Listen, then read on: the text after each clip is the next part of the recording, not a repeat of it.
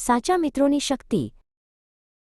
સાચા મિત્રોની શક્તિ. એક સુંદર મેઘધનુષ્ય નીચે સોહમ અને મીરા હાથમાં હાથ પકડીને ઊભા છે.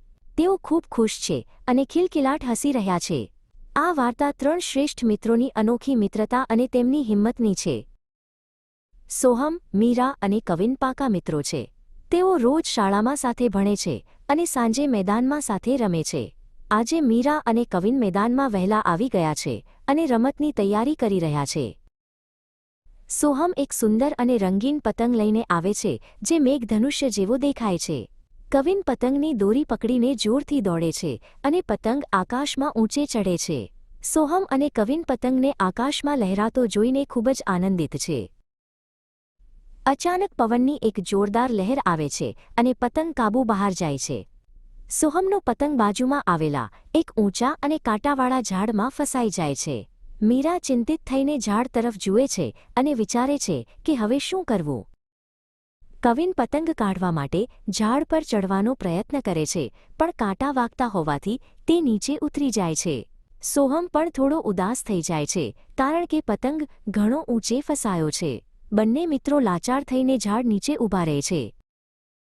ત્યારે જ મીરા પાસે એક સરસ વિચાર આવે છે અને તે કહે છે, મિત્રો, આપણે હાર માનવાની જરૂર નથી.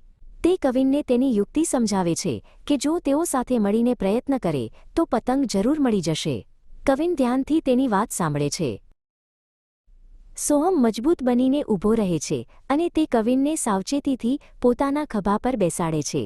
સોહમ અને કવિન એકબીજા પર વિશ્વાસ રાખીને ધીરે ધીરે ઝાડની નજીક જાય છે. હવે કવિન પતંગની ખૂબ જ નજીક પહોંચી ગયો છે.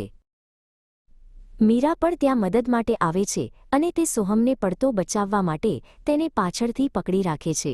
તે સોહમનો હાથ પકડીને તેને સ્થિર રાખવામાં મદદ કરે છે જેથી કવિન ઉપર હલી ન જાય. ત્રણેય મિત્રો એકાગ્રતાથી પોતાનું કામ કરી રહ્યા છે. મેં પતંગ પકડી લીધો. કવિન આનંદથી બૂમ પાડી ઉઠે છે અને હળવેથી પતંગને કાંટામાંથી છોડાવે છે. સોહમ તેને સાચવીને નીચે ઉતારે છે અને બંને મિત્રો એકબીજાને તાળી આપીને જીતની ઉજવણી કરે છે. સાંજ પડી રહી છે અને ત્રણેય મિત્રો પતંગ લઈને હસતા હસતા ઘરે પાછા ફરી રહ્યા છે.